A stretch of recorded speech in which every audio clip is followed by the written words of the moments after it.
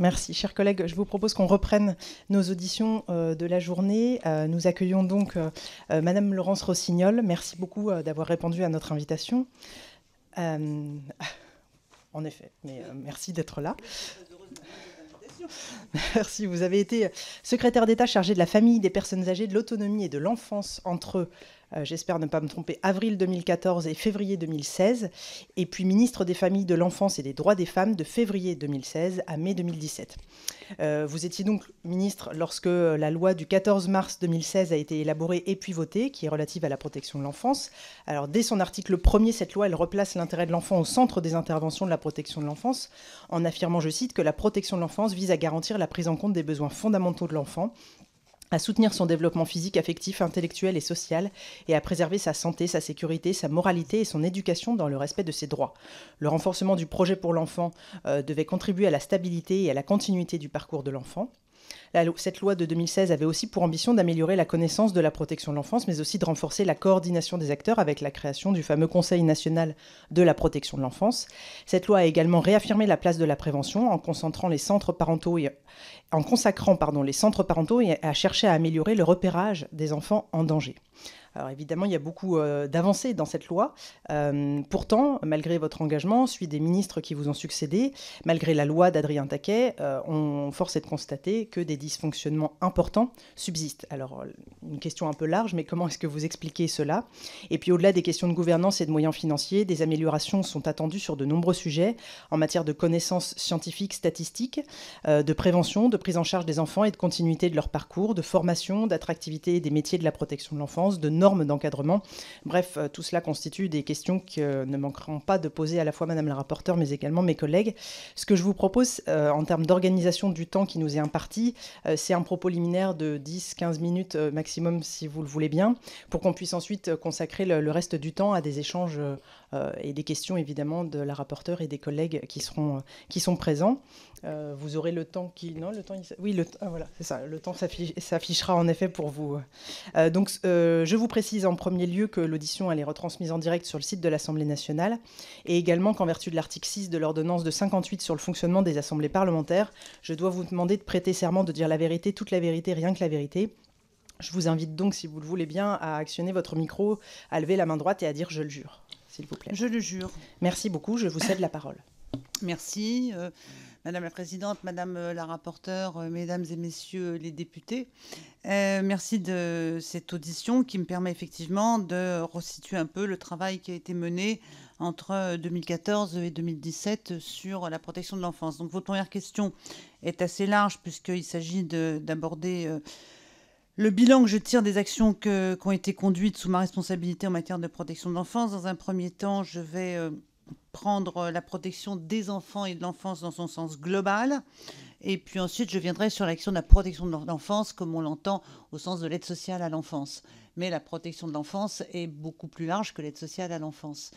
Pour être un peu rapide et vous épargner un bilan trop exhaustif et surtout trop chronologique, d'abord pour vous dire que j'ai eu la chance d'avoir d'abord, il faut dire qu'en 2014, quand j'ai été nommée, j'étais ministre des Familles et des Personnes âgées.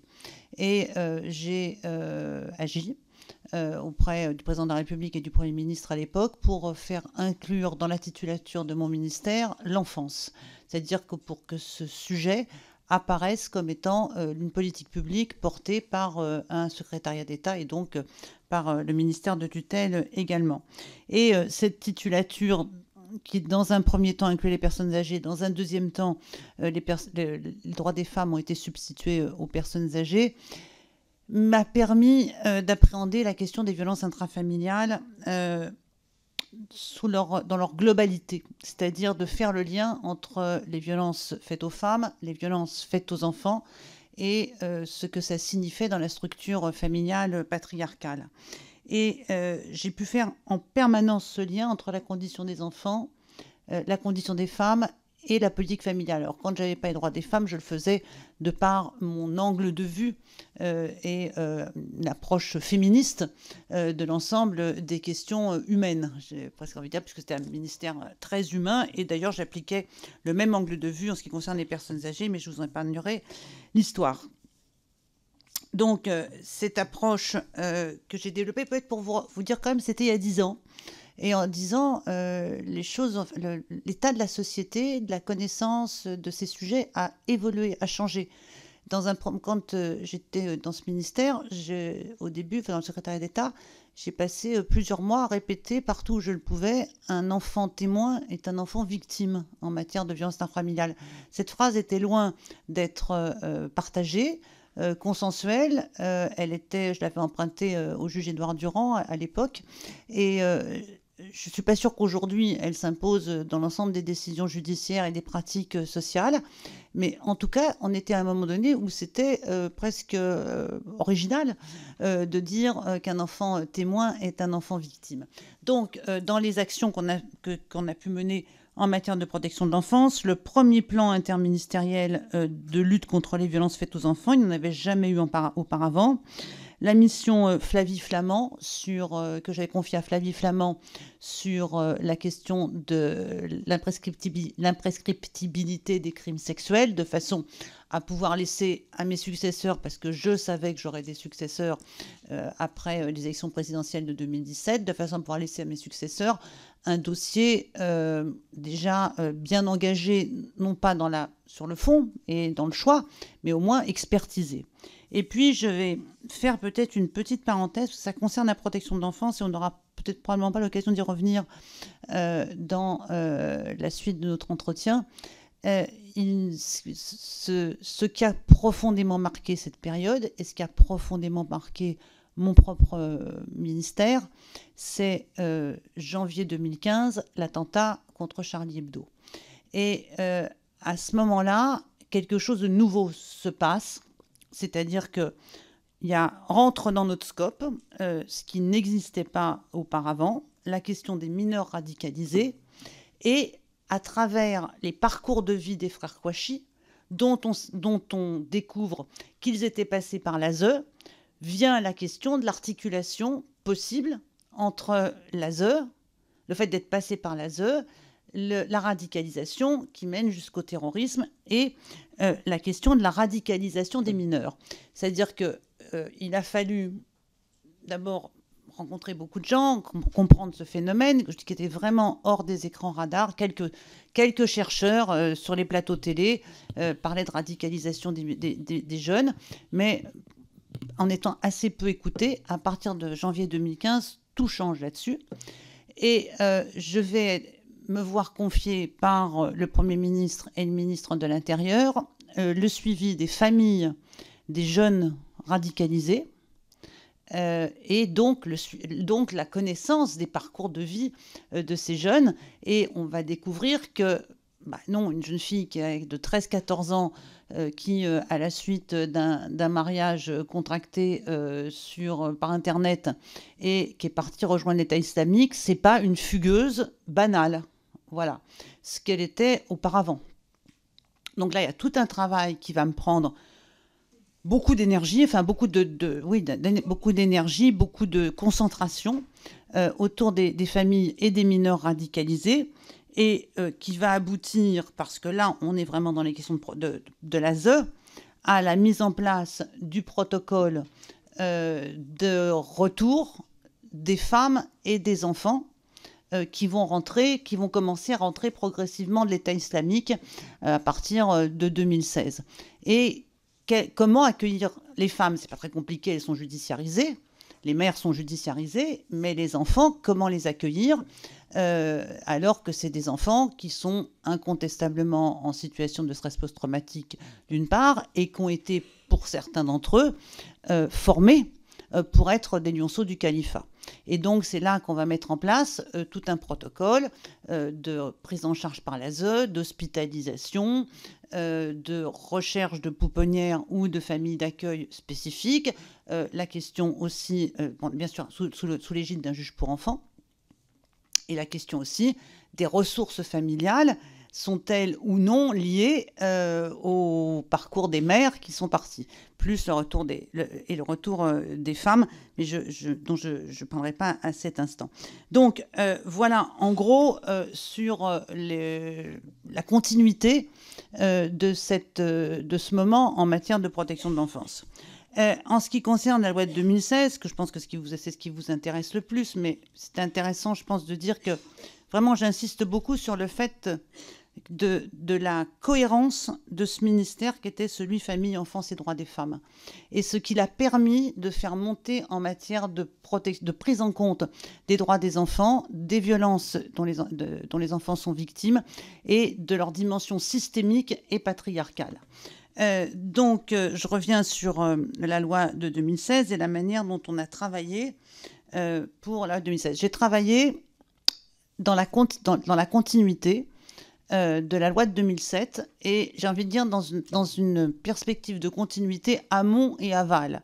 C'est-à-dire que l'amont, c'est s'inscrire dans la continuité de la loi de 2007 et l'aval, c'est faire adopter une proposition de loi, je dirais un mot sur la technique proposition de loi à cet instant, faire adopter une proposition de loi dont la pérennité devrait être la même que celle de la loi de 2007. C'est-à-dire qu'on a pensé la loi aussi sur le long cours.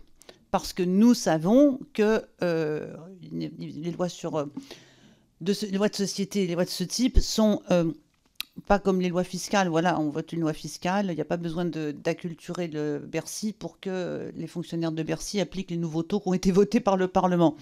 En revanche, faire changer la protection de l'enfance, faire changer la philosophie de la protection de l'enfance, les pratiques, la culture, à la fois celle des juges, celle des départements, celle des travailleurs sociaux, est une question est un parcours long. Donc on s'est inscrit dans cette continuité. J'ai pensé avant moi, mais j'ai aussi pensé beaucoup après moi. Je dirais que qu'est-ce qui est resté de la loi de... Alors, non, un mot peut-être, pardon, sur pourquoi j'évoque une proposition de loi. Parce que, en fait, ça va répondre à une question qui était dans le questionnaire. C'était qu'est-ce que j'ai rencontré comme obstacle, difficulté. Très honnêtement, j'y suis allée un peu toute seule, quoi. Voilà. J'ai eu les coups des franches. Mais j'ai pas eu de commande sur la protection de l'enfance. Le Premier ministre m'a pas demandé un jour de faire une loi sur la protection de l'enfance.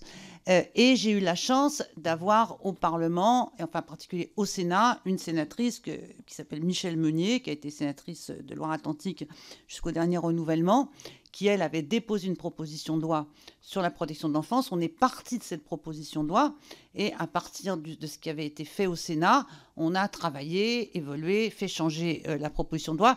Et ce que j'ai obtenu, en revanche, du gouvernement, c'est que le gouvernement inscrive cette proposition de loi sur le temps gouvernemental. C'est-à-dire qu'elle n'a pas vécu la triste vie de beaucoup de propositions de loi qui consistent à s'échouer à la fin d'une niche dans une assemblée ou dans une autre. Le gouvernement a pris en charge de faire conclure et aboutir cette proposition de loi.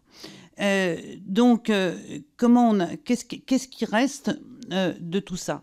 À mon sens, il reste trois choses et qui sont aujourd'hui quand même assez installées. D'abord, la concertation sur les besoins de l'enfant et les défaillances parentales. C'est-à-dire que nous sommes, alors qu'auparavant, on partait des défaillances parentales pour penser la protection de l'enfance, à partir de la loi de 2016, on poursuit, vraiment on améliore ce qui était dans la loi de 2007, qui est partir des besoins de l'enfant. Et on fait d'abord, je conduis, comme j'ai toute la politique de l'enfance et de la petite enfance, je fais conduire une mission sur les besoins de l'enfant destinée à l'accueil des enfants de moins de 3 ans.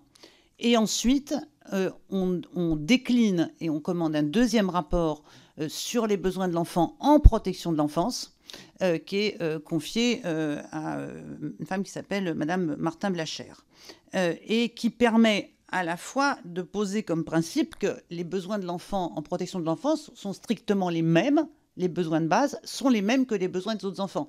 Voilà, la construction de la figure de l'attachement, la construction d'une figure de l'attachement, elle est la même pour un enfant en protection de l'enfance que pour un enfant qui est élevé dans sa famille. Les besoins sont les mêmes, donc il faut penser la protection de l'enfance en partant de l'universalité des besoins des enfants. Et en même temps, il faut penser des besoins spécifiques qui sont liés justement aux carences, aux défaillances et au fait d'être accueillis soit en pouponnière, soit en famille d'accueil, soit en établissement, soit en MEX. Donc, on a là l'approche par les besoins fondamentaux de l'enfant, à mon avis, elle reste et elle va se poursuivre après par la loi Taquet sur les besoins en matière de santé. Deuxième élément, on pose comme principe que la politique de protection de l'enfance est une politique publique interministérielle et décentralisée. C'est-à-dire que c'est à la fois une politique régalienne et une politique décentralisée. Et que je prends un exemple pour illustrer mon propos, quand il y a un drame en matière de protection de l'enfance, et j'en ai vécu quelques-uns quand j'étais en responsabilité, on ne se tourne pas exclusivement vers le président du département, on se tourne vers le ministre chargé de l'enfance. C'est-à-dire qu'on demande au ministre chargé de l'enfance comment est-ce possible une telle défaillance des services sociaux, comment est-ce possible une telle défaillance du repérage, etc., etc. Donc on voit bien que la dimension à la fois décentralisée et interministérielle régalienne est continuellement mise en œuvre et continuellement appelée.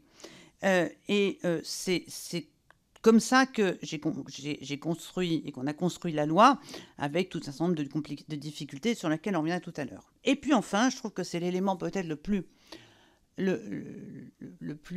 pas important, mais c'est un élément important, c'est le début d'une valorisation dans les politiques publiques des savoirs expérientiels. C'est-à-dire que pour construire la loi, après le dépôt de la proposition de loi de Michel Meunier, on a mis en place un comité de pilotage. La concertation a été longue, très longue. C'était volontaire, c'est-à-dire qu'on n'a pas fait une concertation genre la ministre réunit tout le monde dans un amphithéâtre, elle fait 3 discours, elle écoute 4 représentants et ensuite on dit merci, la concertation a eu lieu. On n'a pas du tout travaillé comme ça. On a mis en place un comité de pilotage avec magistrats, experts, psy, vice-président de département, j'y reviendrai, et deux personnes qui sont ce qu'on n'appelait pas ça comme ça à l'époque, aujourd'hui, mais peut-être on les appellerait comme ça aujourd'hui, les premiers concernés. C'est-à-dire deux enfants placés qui, alors, ont eu la chance de pouvoir s'exprimer, écrire, et qui sont à la fois Lies Loufoque et Céline Gréco. Avec Lies Loufoque et Céline Gréco, on se voit tous les mois, minimum, une fois par mois, un dîner avec tous ces gens. Et je pense que c'est quelque chose qui à la fois est nouveau. Moi, j'ai appliqué là quelque chose que je sentais, qui est qu'il y a un grand problème dans les politiques sociales, c'est que les politiques sociales ne sont jamais construites avec les usagers des politiques sociales. Les politiques sociales sont pensées dans des instances administratives, si je suis plus négative, je vais dire technocratique, mais on ne pense jamais à l'effet des politiques sociales sur les usagers. Et dans ce process de concertation, le fait d'avoir 2 anciens enfants placés, alors qui l'un et l'autre avaient écrit un livre, hein, donc ils n'arrivent pas là tout à fait de nulle part, mais on a aussi les associations, la DEPAP je crois, les associations d'anciens enfants placés qu'on va intégrer aussi dans le processus, et surtout, dans la concertation, on va rencontrer absolument tout le monde, et longuement, et très longuement. Et une des choses qui m'a probablement le plus marqué, quand on a fait une journée avec les parents d'enfants placés. Je pense que c'était la première fois que ces gens étaient entendus par un ministre. Enfin, c'est moi-même qui y étais. Je n'avais pas délégué mes collaboratrices. Et je me souviens très clairement de ce qu'ils m'ont dit. On avait travaillé avec des associations caritatives qui les avaient repérés, voilà, et qui les avaient accompagnés. Et ces gens... Ce que on dit ces gens, c'est qu'en fait, nous, on est des anciens enfants placés. Si on appelle les services sociaux, on va placer nos enfants. Parce qu'on sait que c'est comme ça que ça finit. Et en fait, comme ils n'appellent pas les services sociaux, parce qu'ils ont peur que ça finisse comme ça, eh bien justement, ça va finir comme ça. Parce qu'il n'y a aucun accompagnement qui est fait en prévention du placement auprès de ces familles qui sont parfois des familles dans lesquelles il y a eu des maltraitances, mais parfois aussi des familles simplement pauvres, carencées, en grande difficulté. Il y a des gens dont les enfants sont placés parce que les logements sont insalubres. Voilà, ça ne fait pas d'eux des mauvais parents, c'est juste des gens dont les logements sont insalubres. Et donc, je pense que c'était important. Et quand je dis, par exemple, qu'on a travaillé avec les enfants placés, c'est pas simplement de la communication. L'amendement dans la loi, enfin, un article de la loi de 2016 qui est arrivé par amendement du gouvernement, je pense d'ailleurs, qui prévoit que dans le cadre d'une information préoccupante, il faut évaluer l'ensemble des enfants de la fratrie et pas simplement l'enfant qui a fait l'objet d'une information préoccupante. Cet amendement-là, il vient de Céline Gréco, qui avait vécu, et de son vécu.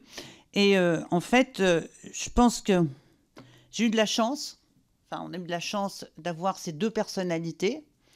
Et d'un certain point de vue, eux aussi ont eu la chance, et ce que je vais vous dire va paraître terriblement immodeste, mais je l'assume quand même, ont eu la chance d'avoir à ce moment-là un ministre qui voulait mettre en place ces processus d'élaboration. Et il n'y a rien qui me réjouisse autant aujourd'hui que de voir ce qu'est devenu le mouvement des enfants placés. C'est-à-dire qu'il y a un mouvement social, alors que quand moi j'étais au début de cette affaire-là, j'avais pour coutume de dire, ben voilà, les enfants placés n'ont pas de représentants. Il n'y a pas de lobby des enfants placés dans un département, alors qu'il y a beaucoup plus de mouvements associatifs qui défendent les personnes handicapées, et les personnes âgées et les usagers des routes encore davantage. Mais il n'y a pas de représentants et de groupes de pression des enfants placés. Et je vois qu'aujourd'hui, ils existent. Ils existent, ils manifestent, ils se coordonnent. Et cette parole-là, elle est déterminante. Et je pense qu'elle est issue en partie de la manière dont on a pu travailler pendant toute cette période. Un mot encore sur la manière dont la loi s'est élaborée. Je disais, ça avait été long. Isabelle Santiago le sait parce qu'elle était à l'époque impliquée dans le processus. Elle était vice-présidente, hein, si ma mémoire est bonne. Vice-présidente du département, c'était avant... Ouais, sur le cumul. Et donc, et on a mis en place un groupe de travail des vice-présidentes, parce que je dis vice-présidente, parce que c'était quand même très majoritairement des femmes, hein, des départements chargés de la protection de l'enfance. Et ce groupe, il a travaillé régulièrement, pendant tout le temps qu'il a fallu, pour accompagner ce qui, pour moi, était vraiment déterminant, une impulsion d'un changement culturel. Ce changement culturel étant lié à l'histoire, mais vous l'avez déjà vu, de la protection de l'enfance, c'est-à-dire où on est passé du tout placement au tout maintien du lien. Voilà. Et il fallait rompre en douceur avec le tout maintien du lien. C'est plus facile à dire qu'à faire, tellement les pratiques sont souvent elles-mêmes déjà bien ancrées. Donc voilà comment on a travaillé. J'en suis à 20 minutes et je crois que j'ai épuisé mon temps de parole. Et je vais donc répondre à vos questions. Voilà, mais bon, après, on va rentrer, je pense que grâce à vous et avec vos questions, on va rentrer dans les détails. Merci beaucoup. Je passe la parole à Madame la rapporteure.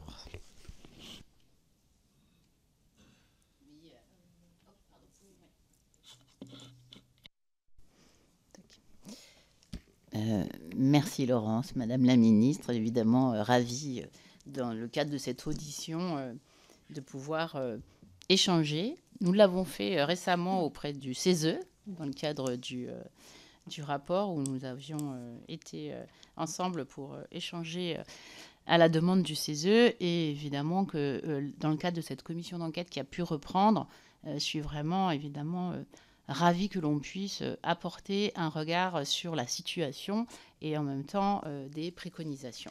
La première question que j'aimerais aborder, c'est est-ce que, de par votre expérience, est-ce que vous pensez qu'un plan global de l'enfance en France, interministériel, qui serait porté sur une loi qui engagerait sur du pluriannuel, soit en capacité d'être porté en dehors, je dirais, des périodes électorales. Si je dis ça, c'est qu'en fait, On voit que la loi de 2007, c'est un premier acte. On voit que la loi de 2016 est un moment phare où on recentre sur les besoins des enfants. On voit la loi de 2022, on connaît le terrain et ce qui s'est réellement passé dans l'application des textes. Aujourd'hui, tous les clignotants sont au rouge, malgré la demande du législateur de faire mieux. On porte l'idée transversale de porter la question des normes. On sait que les normes d'encadrement qui n'existent pas dans ce secteur, y compris la réforme du décret de 1974 pour les pouponnières, seraient une attente extrêmement importante, tant pour les personnels et en particulier sur les besoins fondamentaux des enfants. Mais on sait aussi que c'est chiffré à plus d'1,5 milliard et en même temps que ça doit se croiser avec la formation initiale et continue, certainement, bien évidemment, une grande conférence autour des métiers du social, puisque à ce stade, si on faisait une proposition de loi et qui est déposée, mais qui serait votée pour augmenter les normes, c'est pas pour cela, il manque 30 000 postes, 35 000 postes. Donc, de votre expérience, chère Laurence, comment pensez-vous qu'on peut aborder ce sujet dans nos recommandations pour être en phase avec une réalité qui est certes budgétaire, mais sur lequel on doit placer l'enfance en se disant évidemment qu'on investit sur l'avenir. L'étude de Lancet que j'ai réévoquée l'autre jour en séance à l'Assemblée montre que ne pas investir sur l'enfance, et c'est Céline Gréco qui l'indiquait, y compris dans son audition, ça coûte 38 milliards de dollars par l'étude de Lancet pour la France chaque année en matière de santé. Et sur le deuxième point, c'est une espérance de vie de 20 ans de moins. Donc plus la science avance, plus nous avons des connaissances, y compris statistiques, et on finit par se demander si toutes les lois que nous sommes en train de faire, où le législateur essaye d'être au plus près des besoins des enfants, on voit bien que sur le terrain, on rencontre une croisée de chemins où tout le monde dit on est à bout de souffle. Le plan Marshall n'a pas été suivi d'effet, en tout cas la demande qui avait été faite par le CNPE. Donc est-ce qu'une vision pluriannuelle serait certainement, en tout cas je pense, la meilleure des solutions? Première des questions importantes, avoir votre retour. Le deuxième point que j'aimerais aborder, c'est que là aussi, la continuité des politiques publiques. On l'a vu, et là ce n'est pas une critique, c'est juste évidemment une vision. On a une feuille de route en 2015 et en 2007 portée dans le cadre de la loi de 2016, donc une feuille de route qui nous engage tous sur la protection de l'enfance, puis une présidentielle, une législative, pas de suivi de l'application de la loi de 2016, et pour mémoire, y compris quand j'étais au tribunal de Créteil, quand je posais la question, c'était très peu connu de la part des juges. Donc il y avait une difficulté à appréhender un nouveau texte de loi, encore plus sur les professionnels, malgré le fait que nous étions tous très mobilisés. Puis en 2019, un nouveau ministre, puis des lancements de nouveau de groupes de travail, une stratégie protection de l'enfance 2020-2022, mais de 2019 à 2020, de nouveau des grandes réunions pour savoir qu'est-ce qui se passe et donc faire des préconisations, puis ensuite des comités interministériels. En fait, on regarde et au bout de 10 ans, on a cette capacité où tous les clignotants sont au rouge et aujourd'hui, on a le retour de l'hospitalisme, y compris sur les pouponnières avec les enfants en bas âge. En fait, il faut qu'on arrive à être en capacité d'avoir une vision, en effet, je pense, pluriannuelle, mais qui est en capacité d'être portée au-delà, avec une vraie ambition pour l'enfance. Et j'aimerais avoir, compte tenu de l'expertise qui est la tienne, que tu puisses nous donner une proposition, en tout cas, comment tu verrais les choses. Et ensuite, je rajouterai une question qui vient du comité de vigilance, qui a été portée par le comité de vigilance, qui m'a été donc transmise et auquel j'attache de l'importance. Donc, une première question qu'il souhaitait porter sur quelle stratégie et quels moyens à l'époque, durant donc la période du ministère, pour que les contrôles, est-ce que les contrôles avaient été observés comme étant évidemment très faibles et qu'est-ce qui avait été pensé à travers cette proposition qui est que les contrôles auraient dû être renforcés de manière extrêmement plus forte. Après, ils évoquaient comment expliquez-vous l'absence donc du coup de cet organe de contrôle? La création, en fait, ils tiennent beaucoup à la création d'un contrôle indépendant, et je le partage, et pour superviser les structures accueillantes. Donc, est-ce que c'était une question qui avait été évoquée à cette période ministérielle et aussi, on a essayé de le porter pour les avocats, mais comment expliquez-vous aussi à l'époque que c'était peu porté la représentation juridique et systématique que les jeunes soient accompagnés par un avocat? Et ensuite, il vous posait la question concernant l'application de la loi Taquet. Qu'est-ce que vous en pensiez? Voilà. Merci, Madame la rapporteure. Alors d'abord, on va poser en préalable. Quand on a fait la loi de 2016, je n'avais pas un centime pour faire la loi de 2016. C'est-à-dire qu'on ne m'a pas empêché de faire, mais on ne m'a pas dégagé des moyens particuliers pour faire la loi de 2016. Donc, une des carences de cette loi, c'est qu'elle n'est pas accompagnée de moyens supplémentaires. Ça, c'est la première remarque. La deuxième remarque, parce que c'est une question, on va la traiter maintenant, c'est est-ce que les départements étaient des bons partenaires pour la loi de 2016? Oui, les vice-présidentes des départements qui avaient accepté de venir dans la concertation étaient des bons partenaires. Est-ce que l'ADF était un bon partenaire? Non. Voilà. Très clairement, non. Tout ce que alors, il y avait deux types de départements, pardonnez-moi d'être aussi politique, mais les départements de droite n'avaient qu'un sujet dans leur viseur, c'était les MNA. Ils ne parlaient que de ça. Bien sûr, il y a un sujet de financement de la prise en charge des MNA, incontestablement, mais enfin, les MNA sont loin d'être le problème de la protection de l'enfance. Enfin, s'il n'y avait que ça comme problème, il n'y aurait pas beaucoup de problèmes en protection de l'enfance. Donc, les départements de droite ne parlaient que de ça. Les départements de gauche faisait beaucoup de choses. Voilà, il y avait des gens mobilisés, quelques départements de droite, pas tous les départements de gauche et pas tous les départements de droite, évidemment. Voilà, voilà, je peux citer les départements de gauche exemplaires et les départements de droite qu'il était aussi. Mais l'approche politique était quand même différente puisque l'une était centrée sur les MNA et ce qui n'était pas le cas de l'autre côté. Mais donc, on a fait sans argent. Et d'ailleurs, on en reparlera tout à l'heure probablement quand on parlera du pécule parce qu'il faut qu'on en dise un mot.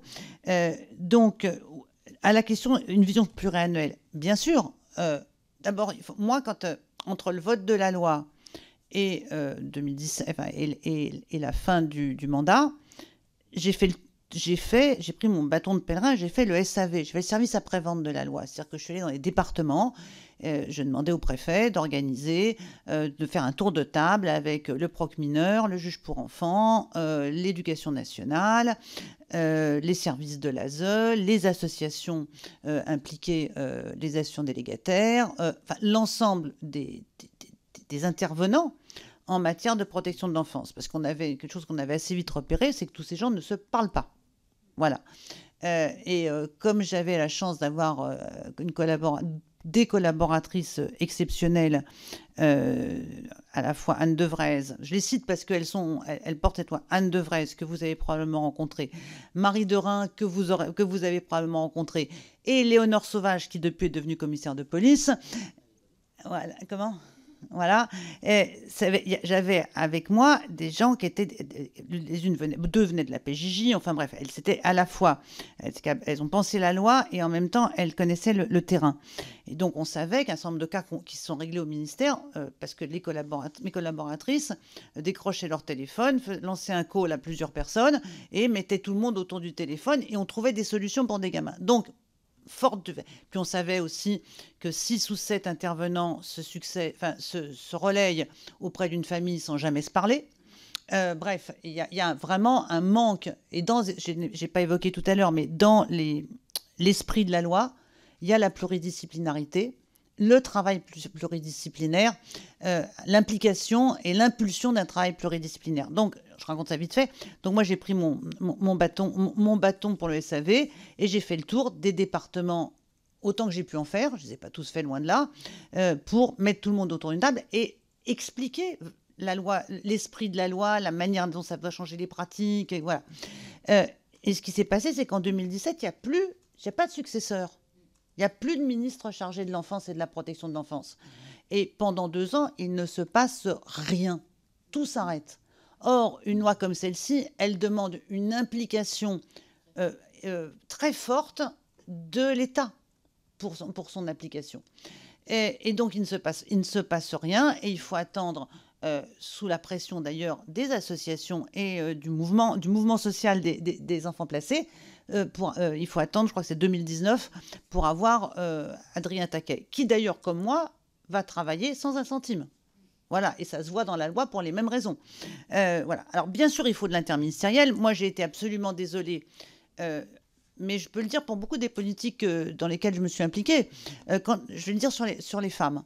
Sur les violences faites aux femmes, quand je suis arrivée, j'ai fait le 5e plan interministériel de lutte contre les violences faites aux femmes. Ça veut dire qu'il y en avait déjà eu 4 avant moi, donc ça faisait 12 ans, c'est des triennaux. Ça faisait 12 ans, c'est-à-dire que avec les alternances, avec les changements de majorité et avec les changements de ministres, la continuité, tous les ministres étaient inscrits dans la continuité des plans interministériels de lutte contre les violences faites aux femmes, ce qui permettait évaluation et mesures nouvelles.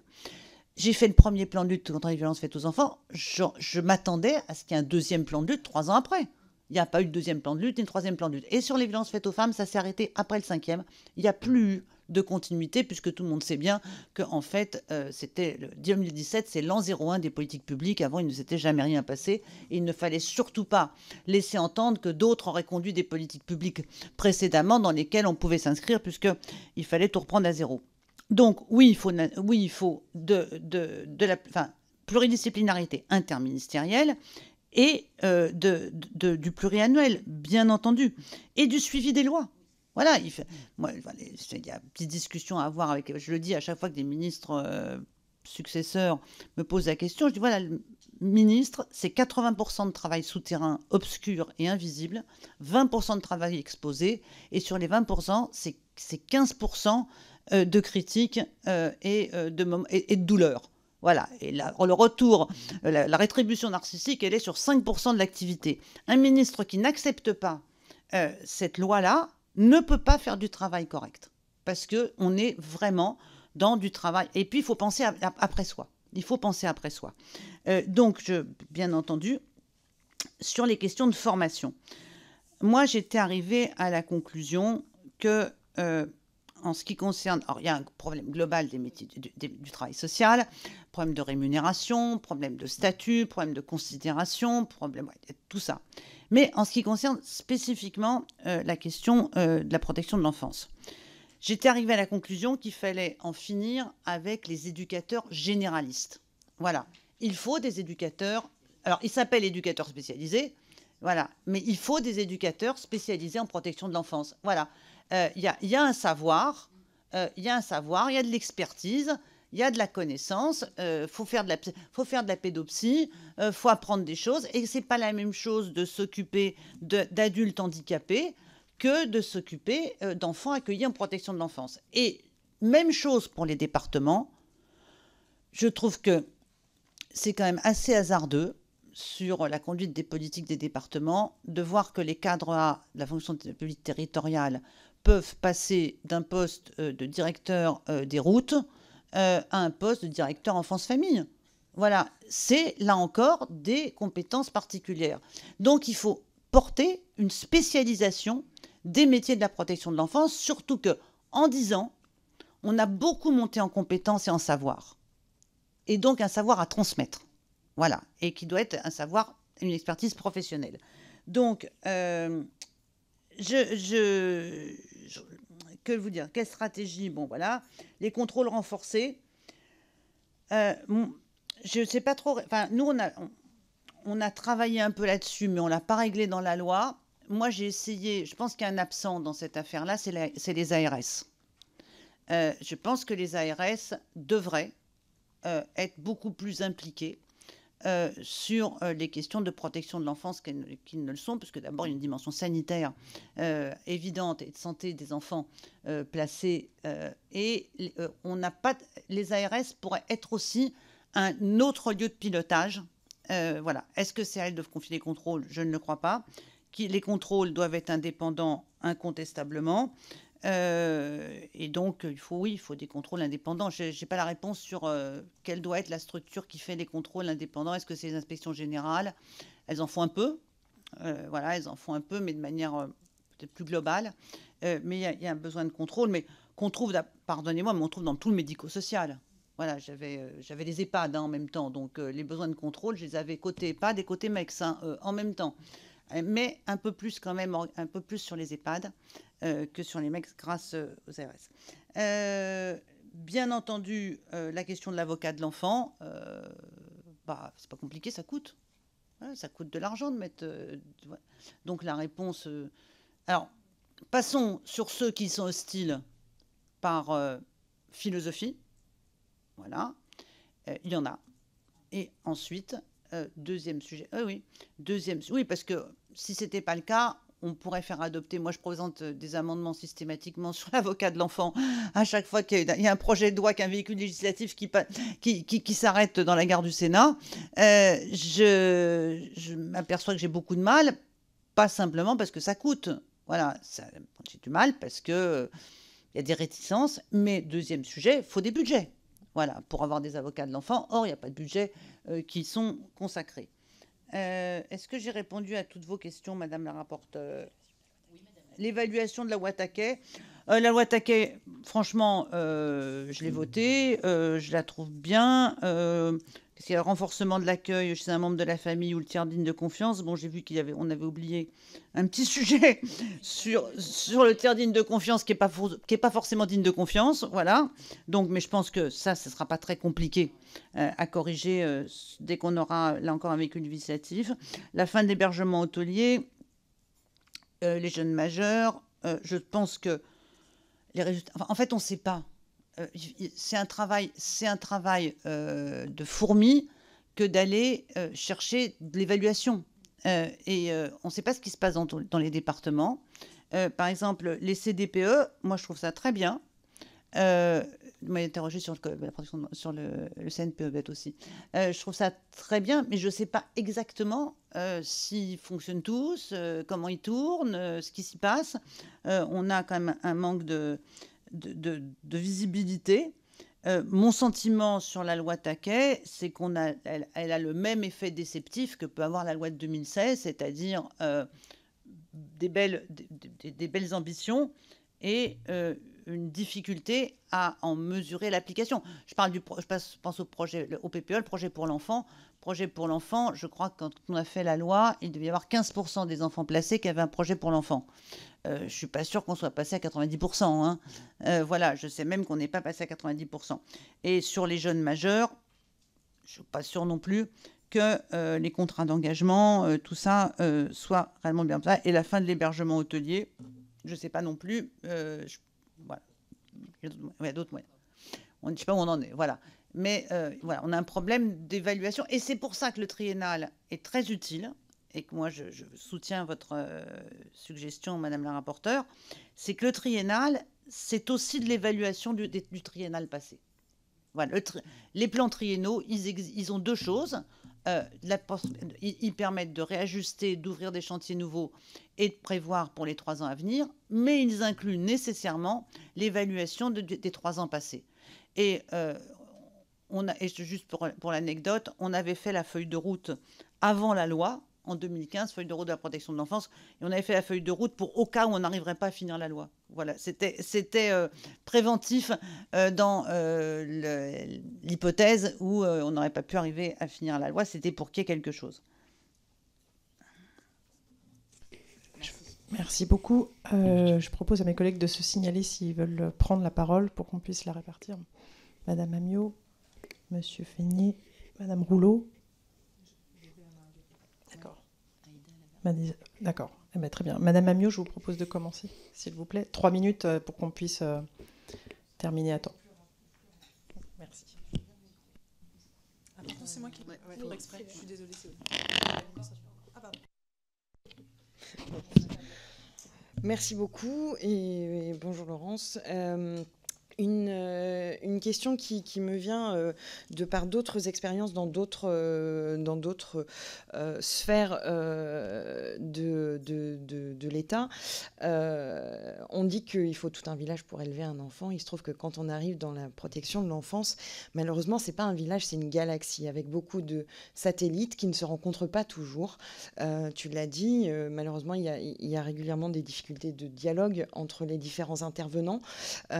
Et malheureusement, on constate encore aujourd'hui des failles dans les dispositifs de surveillance et au-delà des failles, des drames, des enfants qui décèdent, des situations dramatiques comme on a pu en entendre récemment, de familles sans agrément, de tiers de confiance à qui on ne devrait jamais faire confiance.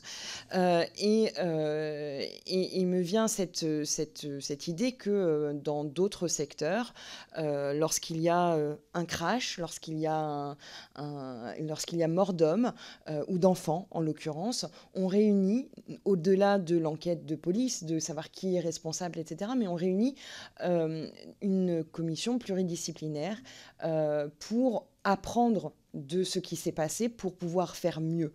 Et là, c'est vraiment une expérience que je connais, puisque mon papa fait lui-même partie de ce type de commission dans l'aviation civile. Et il se trouve que justement, on réunit des professionnels, on réunit des gens qui ont construit, des gens qui appliquent la sécurité, des gens qui dirigent, des gens qui donnent des ordres, et puis des gens qui exécutent les ordres, et de voir un petit peu où, à quel moment il y a eu défaillance, parce qu'on sait qu'il y a toujours un arbre de défaillance et qu'il faut aller chercher chaque branche de cet arbre pour essayer de comprendre les responsabilités de chacun.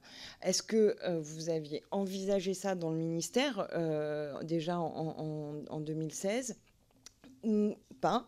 Et est-ce que ce serait quelque chose d'envisageable? Et là, je pense vraiment pour chaque situation où il y a mort d'enfant ou un crash, comme je l'ai dit, une situation qu'on découvre, malheureusement a posteriori, mais pour être sûr que ça ne se reproduise jamais. Oui, c'est une bonne comparaison. Alors, en fait, ça existe un peu. Je vais prendre un exemple. C'était l'affaire Marina. Vous vous rappelez de l'affaire Marina ? L'affaire Marina, c'est une petite fille qui est morte par maltraitance parentale. Et les parents étaient vraiment des parents organisés dans la maltraitance de leur fille, puisque à chaque fois qu'ils étaient repérés par les services sociaux, ils déménageaient, ils changeaient de département. Et donc, ça repartait à zéro. Et voilà. Et donc, après l'affaire Marina, il y a eu une inspection. Il y a eu une inspection de l'IGAS, je crois. Il y a eu toute une enquête qui a été faite sur l'affaire Marina, avec des conclusions et des préconisations. On en a tiré un certain nombre de préconisations, mais en fait, on a tiré des préconisations, celles qui étaient à notre portée, qui étaient celles qui étaient des modifications législatives. On s'était aperçu, par exemple, au moment de l'affaire Marina, que le père a été condamné et il a gardé l'autorité parentale sur les frères et sœurs de Marina. Moi, quand j'ai découvert ça, j'étais absolument sans voix. Donc là, on a modifié la loi, le code pénal. Et donc, quand même, quand on dit que ce n'est pas facile d'être ministre de la protection de l'enfance, non seulement il n'y a pas d'argent, mais en plus, il y a la chancellerie. Qui se demande un peu que vient faire cette ministre sociale dans son code civil et son code pénal, qui est quand même un sujet sérieux. Donc, on a été voir la chancellerie, on leur a dit, là, c'est pas possible, là, il faut faire quelque chose. Et ce qu'on a obtenu, on n'a pas obtenu le retrait automatique de l'autorité parentale par le juge, on a obtenu que l'autorité parentale sur les frères et sœurs est retirée, sauf comment on dit, décision express, comme on dit déjà, c'est sauf motivation express spéciale, sauf motivation spéciale. Donc, en fait, les juges ont compris le message et la chancellerie était contente avec ce type de rédaction. Mais il faut quand même toujours avoir en tête qu'il ne faut pas trop encadrer le juge. Le juge doit avoir beaucoup de liberté. Donc, la chancellerie, ça a été compliqué dans l'élaboration de la loi et on est allé... Excuse-moi, bon. Alors, pour répondre à Ségolène, oui, il faut, mais ça a un peu lieu. Je me rappelle l'affaire du petit Bastien, qui était, je crois, en Seine-et-Marne.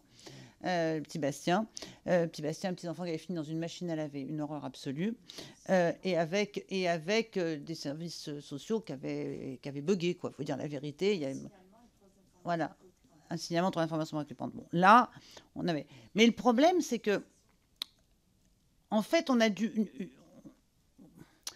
mal à tirer de ce cas des changements de pratique. On peut changer la loi à partir des retours d'expérience.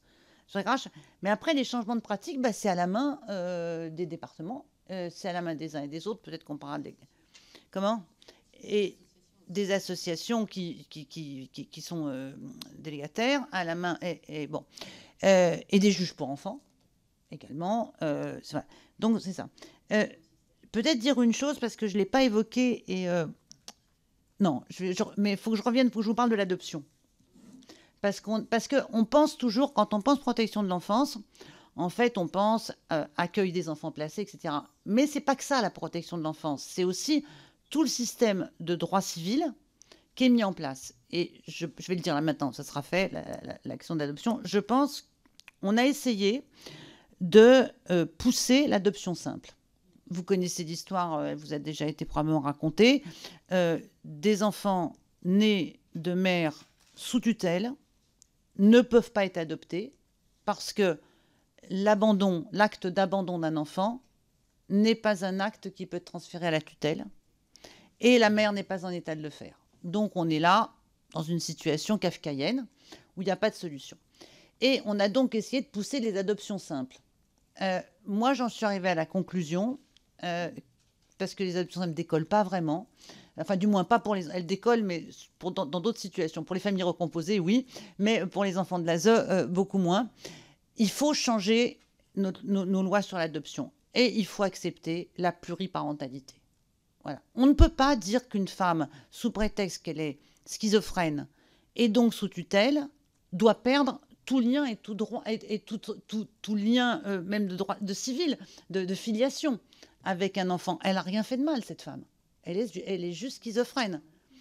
Mais on ne peut pas non plus dire qu'un enfant, parce qu'il est né d'une mère schizophrène, est condamné à passer sa vie dans les structures de protection de l'enfance. Donc il faut arriver... Alors ça, il faut être garde des Sceaux pour faire ça. Moi, de ma petite place aux affaires sociales, j'avais pas les moyens. Mais il faut arriver à repenser l'adoption et surtout la parentalité pour que tout le monde ait une place. C'est-à-dire qu'il faut que qu'il y ait des parents qui puissent adopter cet enfant avec une formule d'adoption plus haute que l'adoption simple, qui visiblement, ça marche pas. Voilà, ça marche pas. Et il faut en même temps ne pas effacer cette femme qui n'a rien fait de mal. Donc il faut repenser des formes de pluriparentalité qui donnent une nouvelle... Parce que sinon ces enfants sont destinés à ne jamais être adoptés. Et c'est pas bien. Voilà, c'est cruel.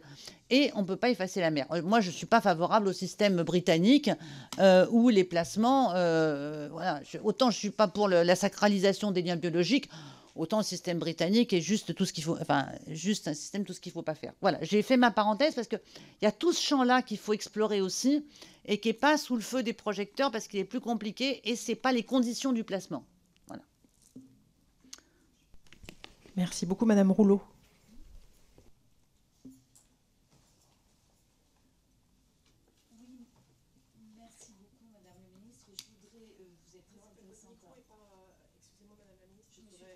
Pardon, c'est moi.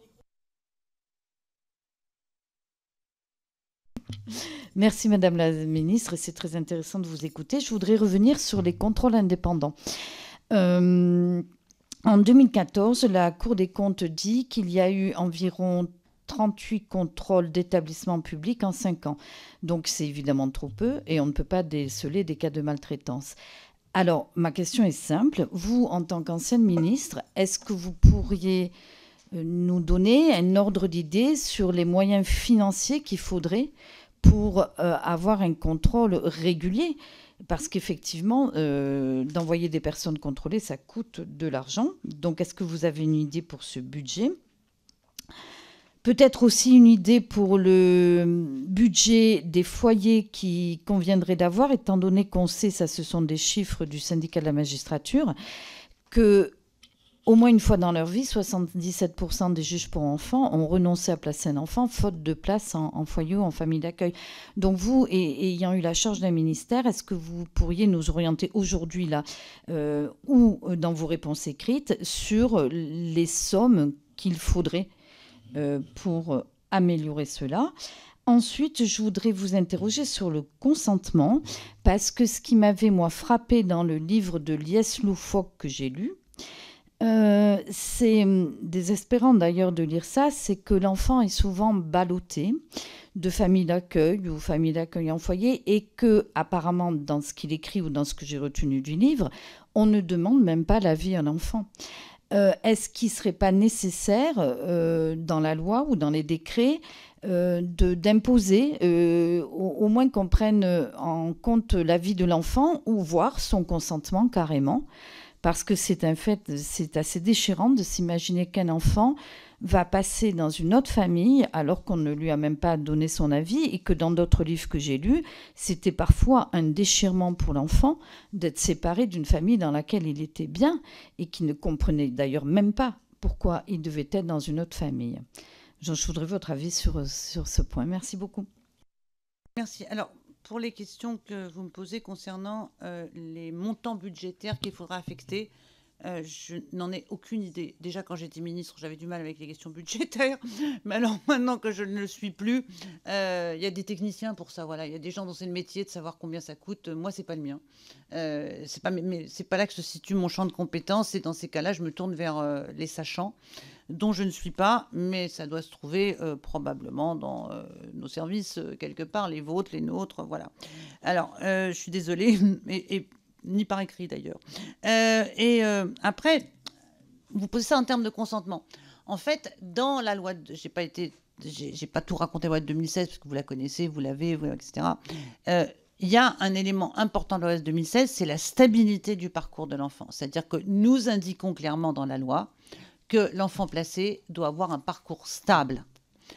Parce que vous avez raison de raconter, de narrer, pas de raconter, mais de narrer que la vie de certains enfants placés, c'était d'être ballotté, effectivement, pouponnière, puis ensuite famille d'accueil, puis ensuite le juge pour enfants considérait que tout compte fait, on peut peut-être leur mettre dans la famille. La mère semblait avoir fait des efforts et allait mieux. En fait, non, elle allait pas mieux. Mais la famille d'accueil dans laquelle il était auparavant avait pris d'autres enfants entre-temps. Donc, elle ne pouvait pas le reprendre, lui. Enfin, bon, voilà. Donc, quand j'ai parlé tout à l'heure, on est parti des besoins de l'enfant. Les besoins de l'enfant, ils impliquent la stabilité. Et donc, les départements sont chargés d'assurer la stabilité du parcours de l'enfant. Au même titre que dans la loi Taquet, il y a la question des fratries, ne pas séparer les fratries. Voilà. Après, tout ça est aléatoire. En fait, ça dépend de beaucoup de circonstances matérielles qui sont aléatoires. Encore, on a progressé. Moi, j'ai eu encore à traiter des affaires, des sujets dans lesquels on retirait des enfants des familles d'accueil parce que les familles d'accueil s'étaient trop attachées. Voilà. Ça, en principe, ça ne devrait plus exister, et je pense que... Mais ça ne devrait plus exister. Voilà. Et au contraire, on considère que l'attachement est important dans la construction de l'enfant. Mais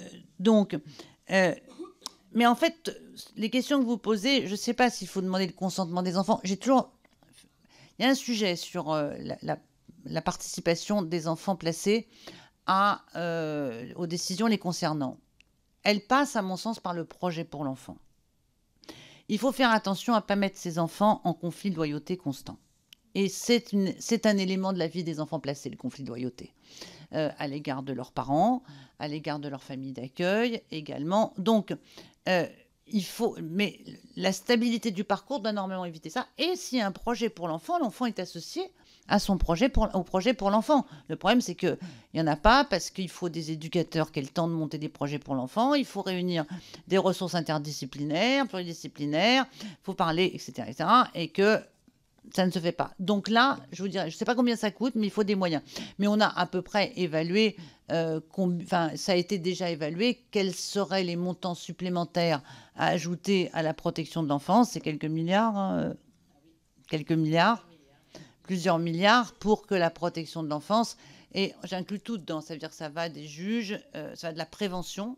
On n'en a pas parlé, mais on a quand même un énorme problème de prévention.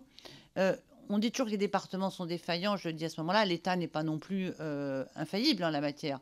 On dit que les départements ne suivent pas l'augmentation du nombre d'enfants placés, l'augmentation des dépenses. Je pense que si on regardait précisément, les départements ont davantage suivi en augmentation budgétaire sur les sommes consacrées à l'ASE que l'État n'a suivi pour ce qui est de sa propre responsabilité. Quand il n'y a pas de lit en pédopsychiatrie, à ma connaissance, c'est l'État. Or, les lits de pédopsychiatrie, c'est un volet de la protection de l'enfance. Ou sur le handicap, ou sur la médiation, ou sur les contrôles. Voilà. Donc, il faut avoir en tête qu'il y a deux défaillances qui sont sur des domaines différents, mais qui n'exonèrent pas l'un au détriment de l'autre. Voilà. Merci beaucoup, Monsieur Feignet, s'il vous plaît.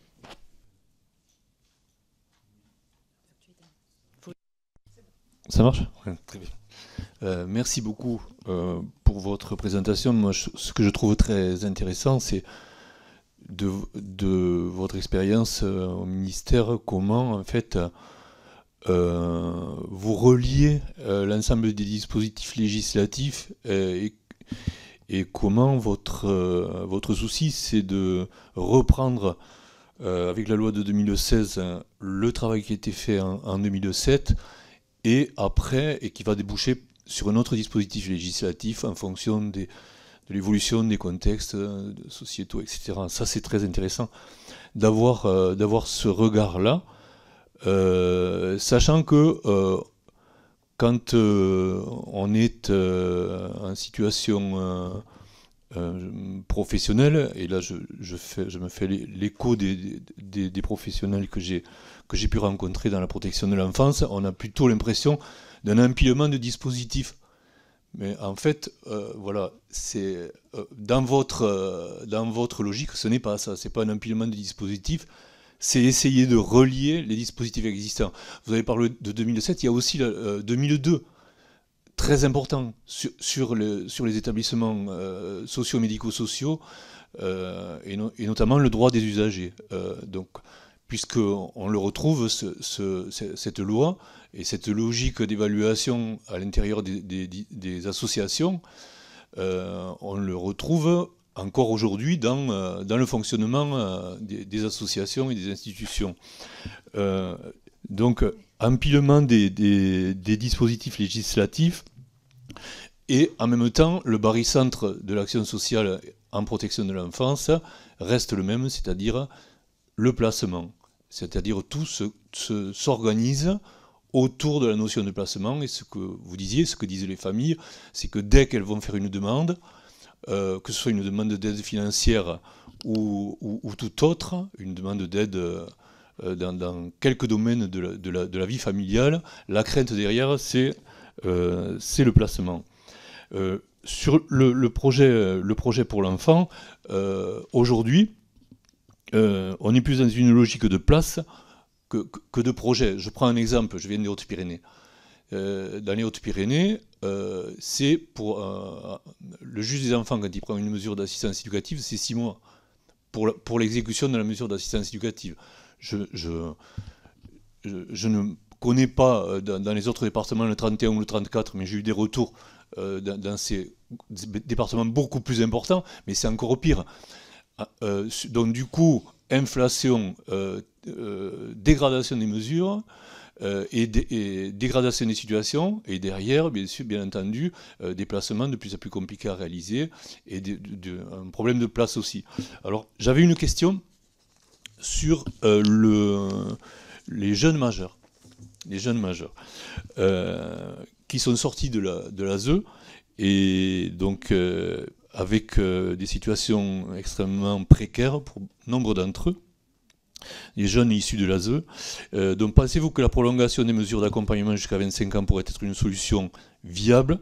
Et quelles autres initiatives pourraient aider ces jeunes à se construire un avenir stable et autonome? Je sais qu'il y a beaucoup d'expérimentations qui ont été menées dans ce domaine, notamment l'intégration de ces anciens enfants placés dans les structures même institutionnelles, et notamment dans les comités de la vie sociale, dans les associations sauvegarde de l'enfance, etc., pour leur permettre de se repérer dans leur parcours, de différencier ce qui est des mécanismes de reproduction ou de répétition. Il faut conclure, chers collègues. Et je conclus, parce qu'effectivement, pour ces enfants placés, la seule famille qui, finalement, au bout du compte, qu'ils ont à retrouver, souvent, c'est celle des éducateurs et des services qui les ont accompagnés depuis la petite enfance jusqu'à l'âge adulte. Merci. Voilà.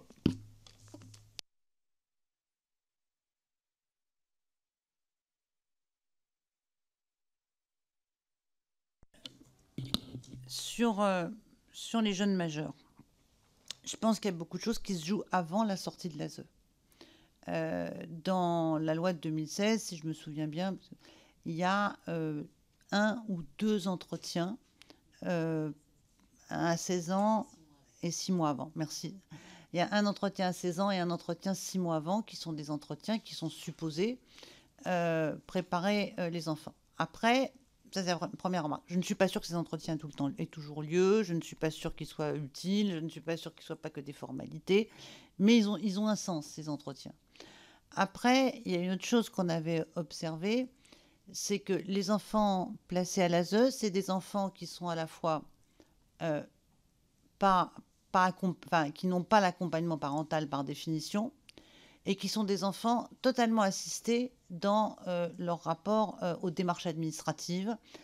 En fait, le foyer, plus que la famille d'accueil, les familles d'accueil peuvent apprendre aux enfants, le foyer est un lieu dans lequel on n'apprend pas la vie, en réalité. Et il n'y a pas, en fait, un enfant dans sa famille, les parents vont le projeter dans une démarche d'autonomie progressive. Et on va lui apprendre à gérer un compte en banque, une petite carte bleue, je ne sais quoi. L'enfant de l'ASE, il n'a pas ça. Il n'a pas ça. Donc, il se retrouve plongé dans la vie sans avoir les outils. Après, je pense que les besoins post-sortie de l'ASE, ils se préparent de façon aussi à ce qu'ils ne soient pas les mêmes. Il y a quelque chose qui ne va pas, c'est la scolarité des enfants de l'ASE. Ce n'est pas normal qu'on tienne pour acquis et quasiment incontournable, fatal, que les enfants de l'ASE, dans leur immense majorité, n'ont pas de parcours scolaire. Voilà, c'est pas normal. Donc déjà, ça devrait préoccuper l'ensemble des structures qui accompagnent les enfants placés. Après, sur le post-sortie, il y a un problème d'abord de continuité. L'encadrement, il n'est pas la même. Je me souviens que c'était le conseil général à l'époque des Landes qui accompagnait les enfants jusqu'à 25 ans. Mais il ne les accompagnait pas comme quand ils avaient 15 ans. Il y avait l'éducateur continuait de les suivre, il y avait un accompagnement psychologique. Enfin, ils n'étaient pas lâchés dans la nature, ils avaient toujours leur éducateur qui les suivait. Donc, il y a des formules. Après, il y a un problème de moyens financiers. Moi, j'ai mis en place ce pécule, qui est probablement un sujet dont vous aurez à discuter, qui est un vrai sujet. C'est tout ce que j'ai pu faire parce qu'il n'y avait pas d'argent. Donc, je me dis, comme il n'y a pas d'argent, c'est pas normal qu'on mette des enfants, qu'on lance des enfants dans la vie sans un centime. Aucun d'entre nous ne ferait ça à ses propres enfants, de lui dire, maintenant, t'es grand, voilà, débrouille-toi, t'as pas un centime. Ça marche pas. Donc, comment on a pu faire pour tourner de l'argent? On a dévié l'allocation de rentrée scolaire dont on s'était aperçu qu'elle était toujours versée aux parents, y compris quand les enfants étaient placés, alors que les allocations familiales, vous le savez, sont à l'appréciation du juge, et c'est normal que les allocations familiales puissent encore être versées dans des familles selon ce que le juge a décidé, parce qu'il y a des familles qui ont d'autres enfants, parce que les conditions de placement ne sont pas toujours des conditions de maltraitance collective. Il y a des enfants qui deviennent, dont les parents n'y arrivent plus, par exemple chez les ados. Voilà, ces enfants-là vont être placés à l'ASE à leur demande et à la demande de la famille. Et en même temps, il y a toujours d'autres enfants à la maison, il faut toujours loger toute la famille, il faut toujours faire... Bon, donc les juges ont une liberté, une marge d'appréciation. Je sais que les départements ne rêvent que d'une chose, c'est de mettre la main sur la totalité des allocations familiales. Moi, je plaide pour le système actuel. En revanche, l'ARS, c'était quand même un peu bizarre qu'elle soit toujours versée aux familles. On voyait pas trop... Donc, on a dévié l'ARS, on l'a fait atterrir à la Caisse des dépôts, et les enfants sont supposés la toucher à la fin, quand elles sortent de l'ASE. Là, il y a un gros boulot à faire sur l'ARS, sur le pécule. Parce qu'il n'y a pas de... Alors d'abord, les CAF ne font que ce qu'elles veulent, créent leur propre jurisprudence, se mêlent de ce qui ne les regarde pas, voilà, alors qu'elles devraient verser. Et puis surtout, on n'a pas de fichier des enfants. Voilà, on n'a pas de fichier central. Donc, on a besoin que les CAF se mettent à appliquer la loi telle qu'elle est, et puis ensuite qu'il y ait un fichier central, et que les enfants soient prévenus du fait qu'ils ont une somme d'argent. Une fois que j'ai dit ça, j'ai pas tout dit. Il y a des trous dans la raquette. Les enfants pupilles, incontestablement, on le savait depuis le départ, puisque eux, il n'y a pas détourné d'ARS.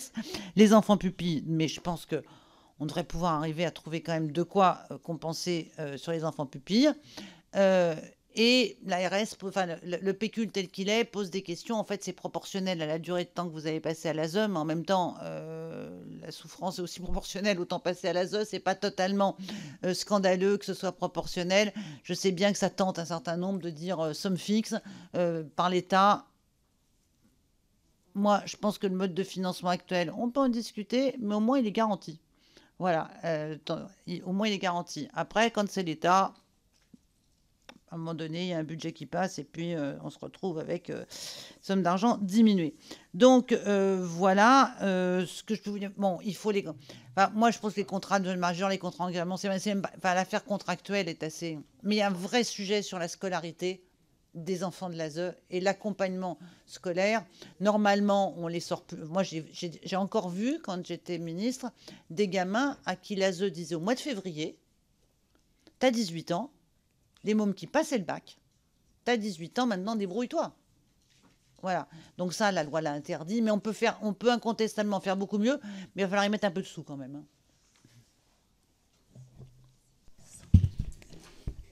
Oui, Madame Indisadé. Madame Amira, pardon. Amiot. Madame Amiot. Ah oui. Il n'y a pas de souci, merci beaucoup.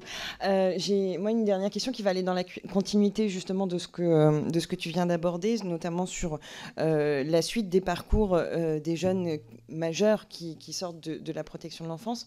Il y a une dimension, par exemple, qui m'a été beaucoup remontée, à savoir les documents administratifs, les documents civils, le fait qu'il n'y ait pas une checklist obligatoire de documents à faire, une pièce d'identité tout simplement, parce qu'un enfant, tous les enfants n'ont pas le même parcours évidemment dans la protection de l'enfance, mais parfois obtenir un certificat de naissance, c'est extrêmement compliqué quand on n'a pas toujours les informations concernant ses parents, quand on n'a pas...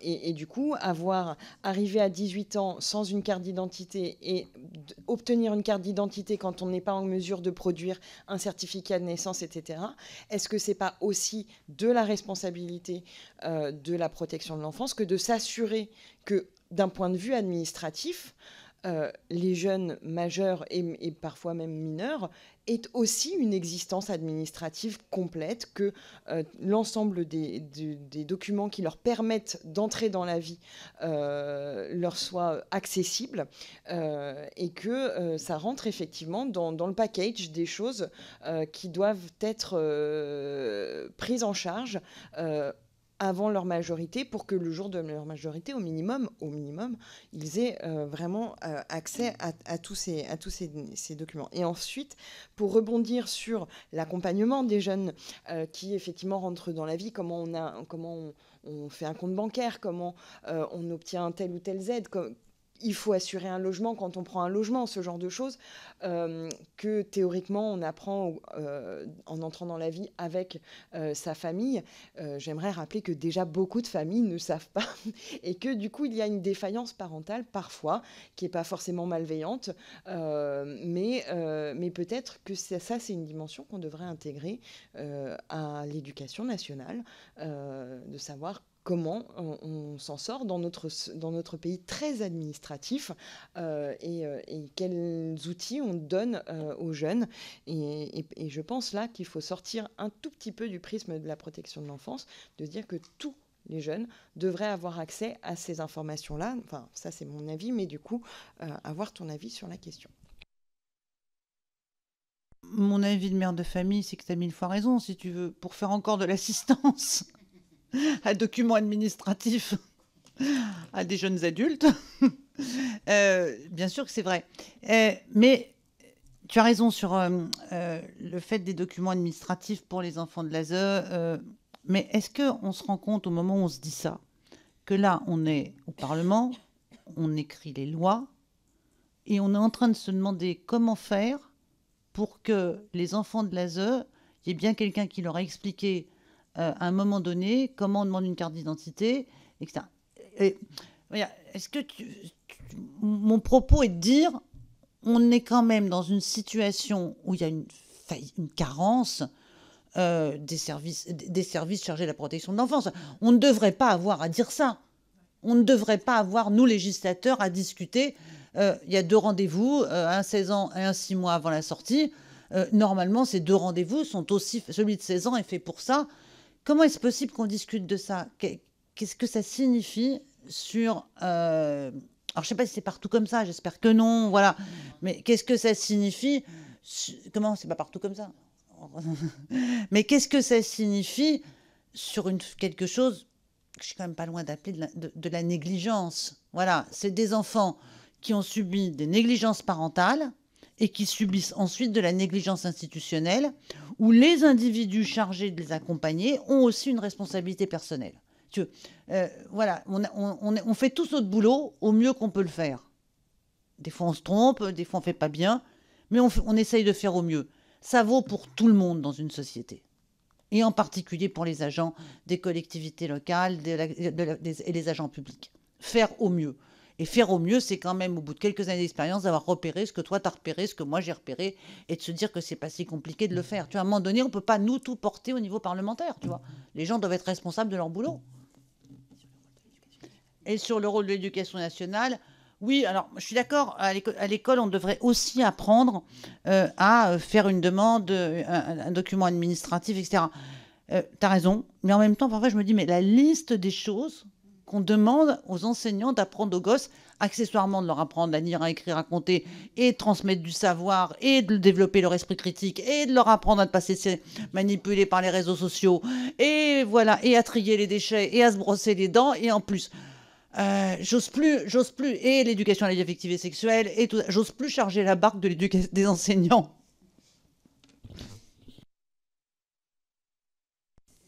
C'est bon, voilà. Madame Adizadeh.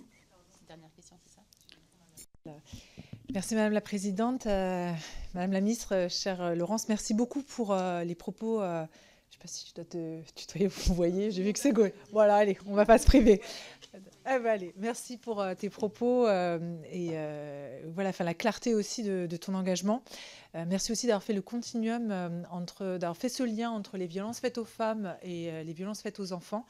Moi, j'ai le sentiment, à titre personnel, que nous ne sommes pas encore arrivés au point de la prise de conscience collective qui a mis du temps à émerger pour les femmes, que c'était un sujet de société, que ce n'est pas que l'affaire des femmes et que nous étions tous impliqués, et que chaque responsable politique devait se forger une intime conviction sur le sujet, ce qui est le cas à l'heure actuelle.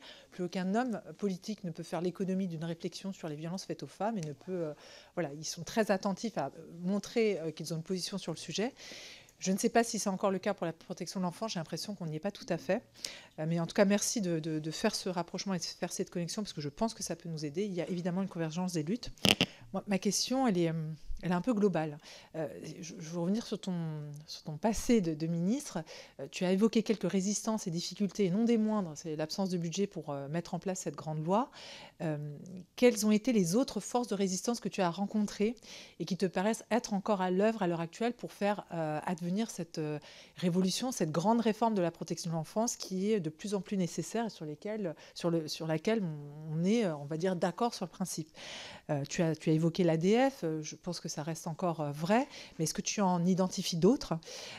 Et maintenant, par rapport à ton action, par rapport à la loi que tu as faite, est-ce qu'il y a un regret qui te reste? Il y a quelque chose qui reste inachevé ou que tu penses sur lequel tu as reculé ou tu n'y es pas allé suffisamment fort et que si c'était à refaire, tu irais plus franco?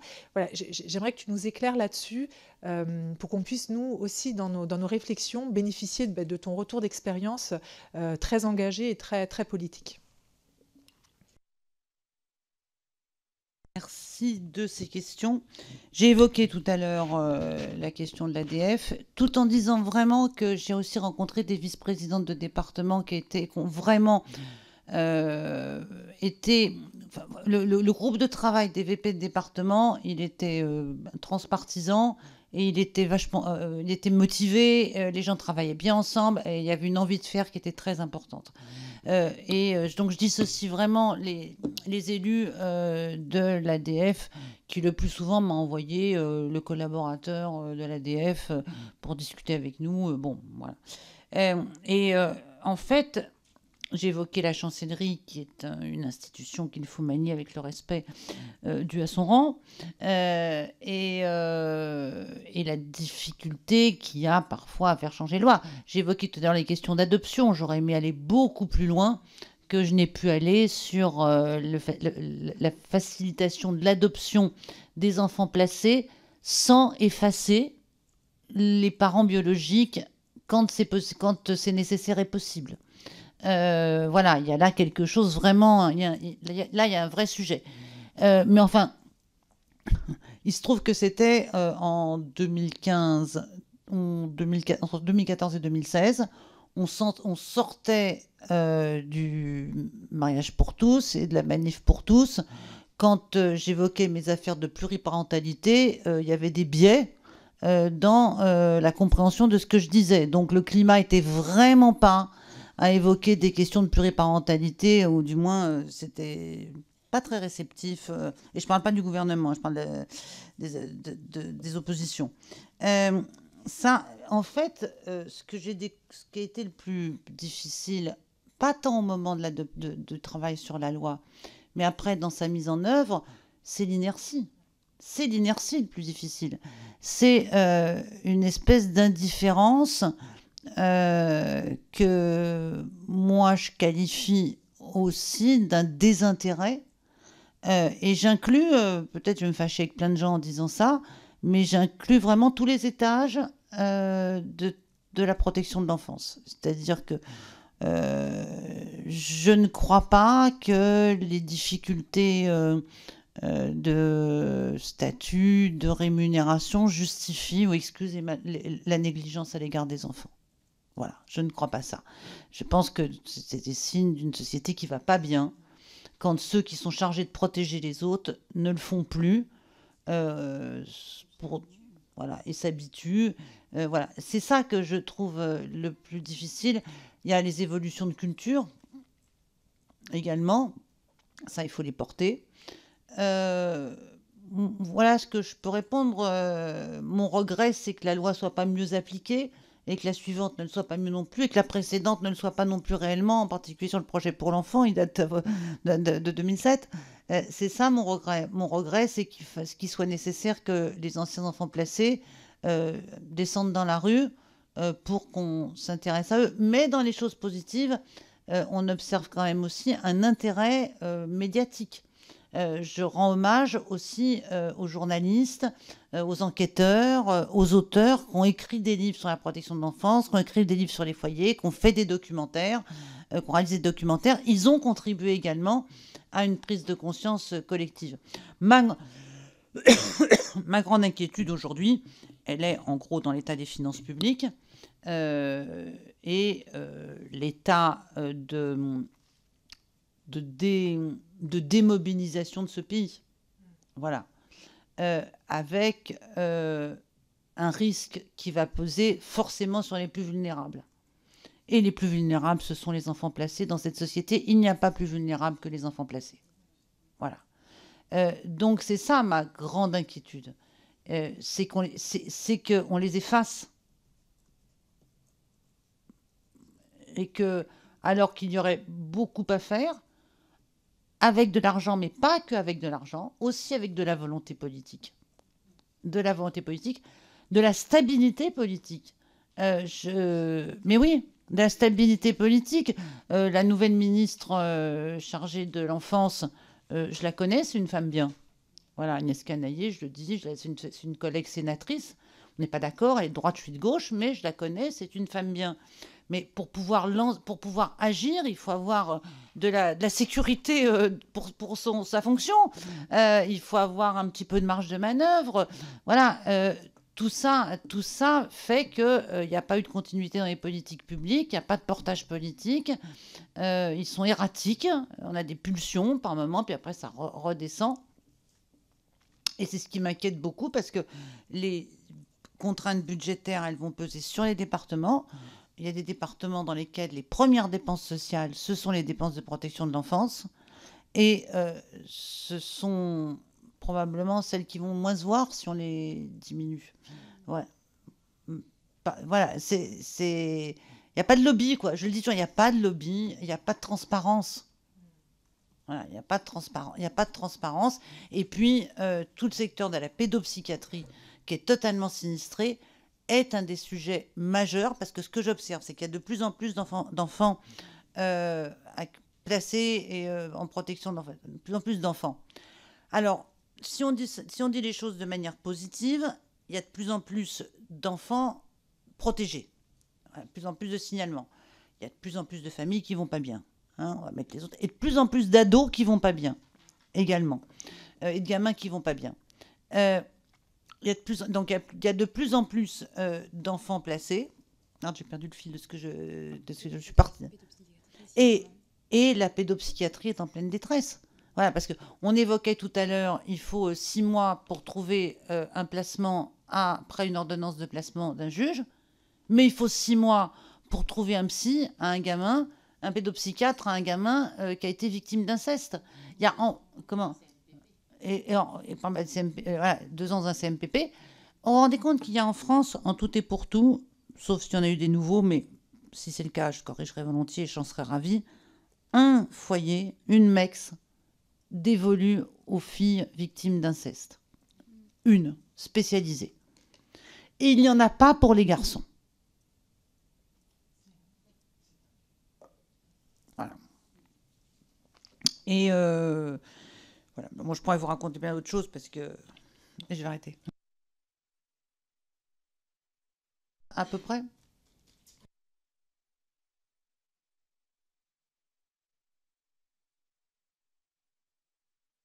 Oui, madame la rapporteure, si vous voulez. Juste un dernier... Pardon. Ouais. Juste un dernier mot, je voulais ajouter... Ouais. Mais, oui, mais... Du coup, il me... C'est qui? Parce que Ah oui, pardon, excusez-moi. Julie Ozen. Pardon. Non, en fait, il y a une question qu'on n'a pas abordée, c'est la représentation juridique systématique des enfants placés. Pourquoi elle n'existe pas, en fait, et qu'est-ce qu'on pourrait mettre en place? La protection juridique systématique, pourquoi elle ne se fait pas?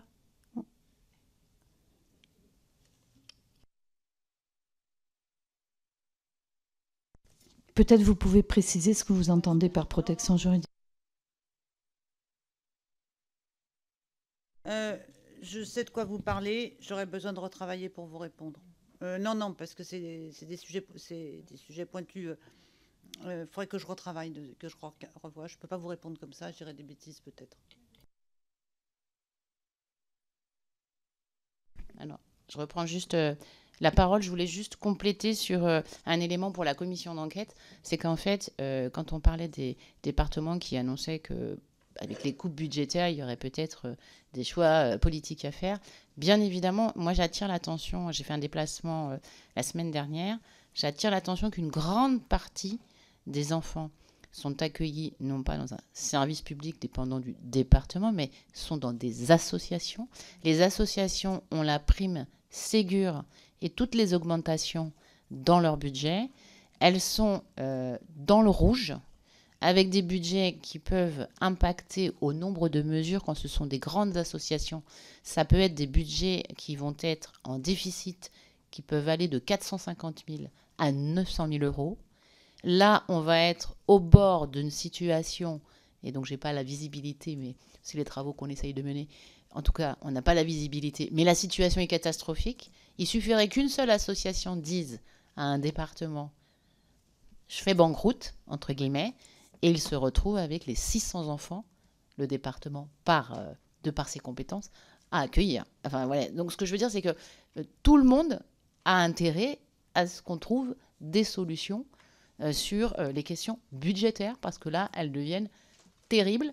Et la prime Ségur, je voudrais juste rappeler, là aussi, parce qu'on est en commission d'enquête, moi, malgré les difficultés, je veux rappeler que ces personnels ont été pas applaudis tous les soirs aux 20h, alors qu'ils étaient ceux qui étaient sur le terrain auprès des enfants. Pour certains, ils ne sont pas rentrés chez eux pour rester dans les foyers à l'époque, et qu'aujourd'hui, c'est tout récemment, 2 ans plus tard, 3 ans plus tard, il a fallu se battre pour qu'ils soient autorisés à avoir la prime Ségur. Ils avaient été oubliés.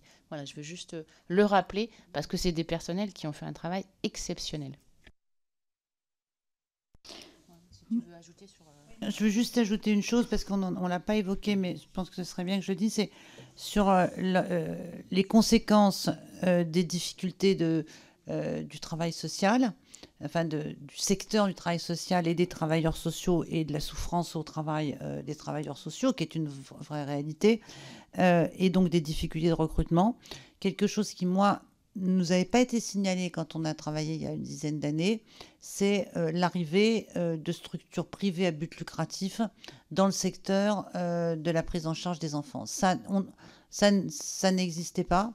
Il y a une autre chose que je veux dire, parce que j'aime pas retravailler là-dessus, c'est qu'en fait, c'est les départements dans lesquels il y a des départements dans lesquels il y a eu beaucoup plus de placements, sont aussi les départements qui ont beaucoup travaillé sur la prévention et le repérage.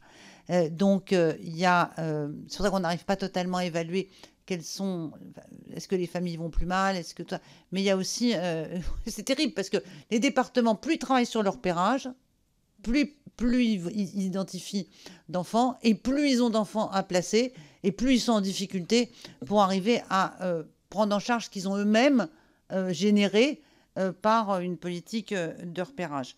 Mais sur les structures financières, vraiment, je mets un warning là-dessus, parce que on va avoir le même problème qu'on a eu dans les crèches, voilà. Et vous allez les auditionner.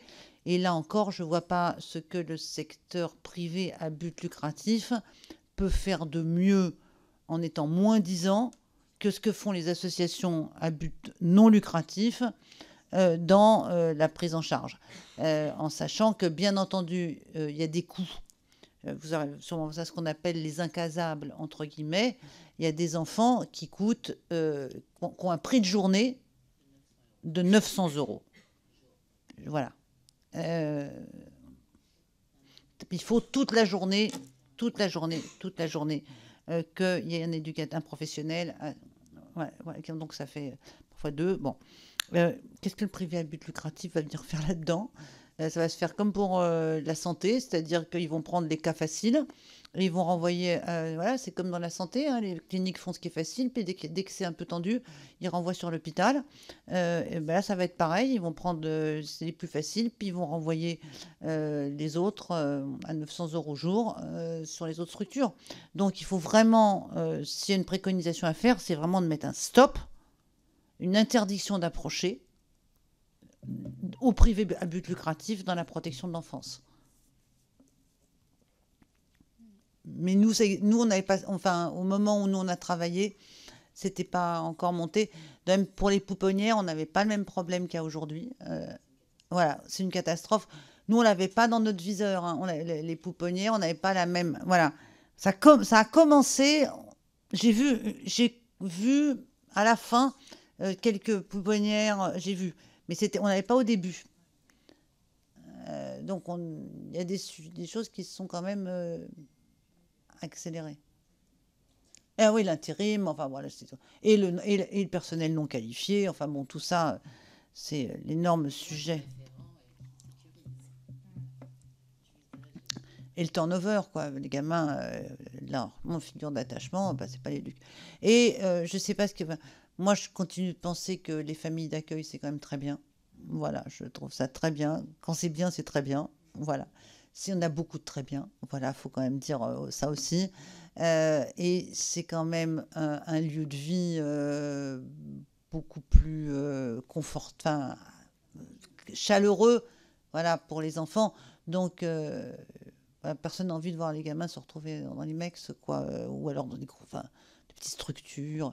Et enfin, dernier sujet, parce que vous l'aurez, c'est la question de la prostitution des mineurs. Mais Madame la rapporteure connaît bien le sujet, l'articulation prostitution des mineurs foyer. Voilà. Seine-et-Marne aussi. Très.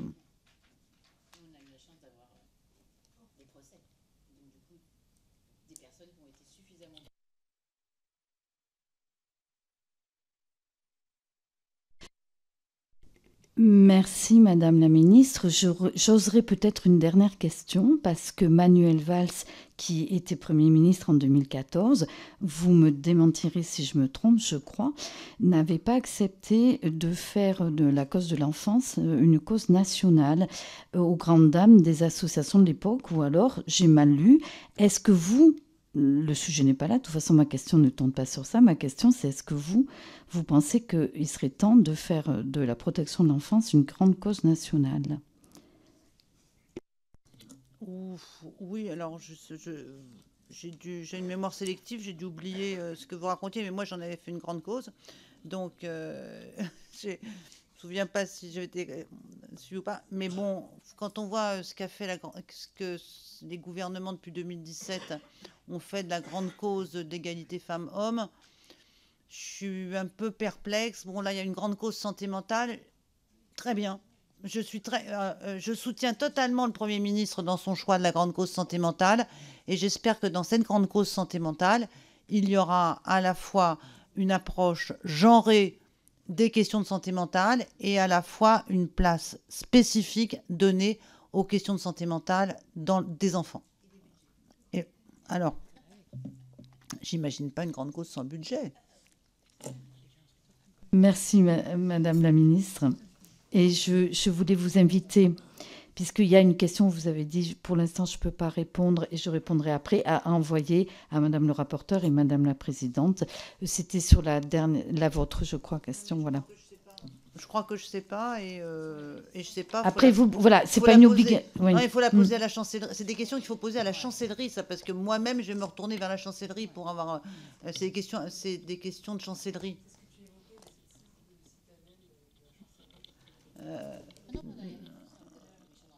Oui, vous aurez plus de facilité que moi à avoir la réponse. J'imagine que vous auditionnez. C'est une phrase qu'on rappelle à tous les intervenants qui peuvent compléter ce qu'ils n'ont pas dit en écrivant. Voilà, je voulais en tout cas vous remercier. Merci beaucoup.